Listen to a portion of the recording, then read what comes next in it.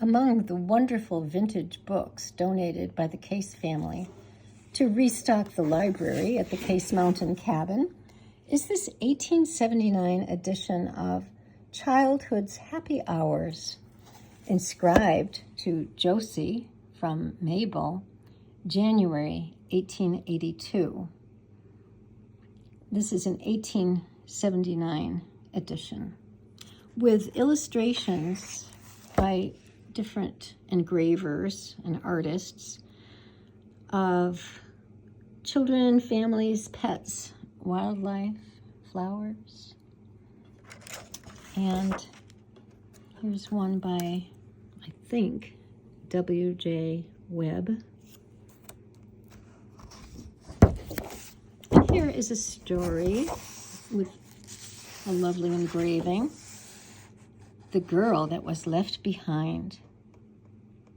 Grandma and Grandpa and Mr. and Mrs. Tompkins and the 6 children are going on a picnic.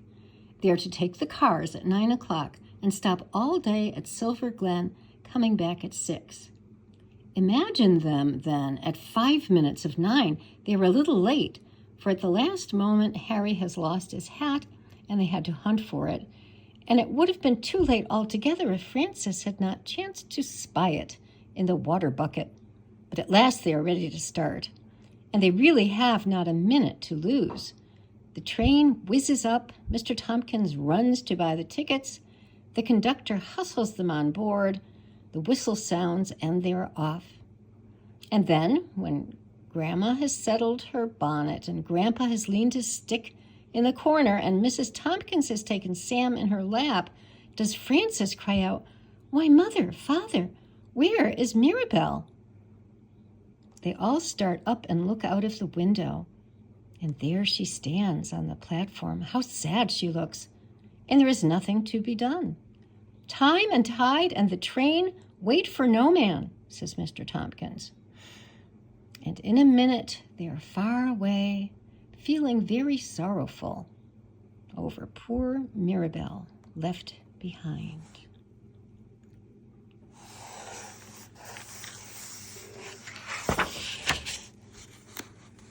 And you may be sure Mirabelle felt sorrowful too.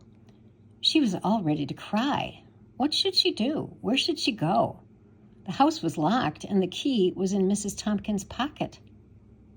Just then the telegraph operator looked out of his window.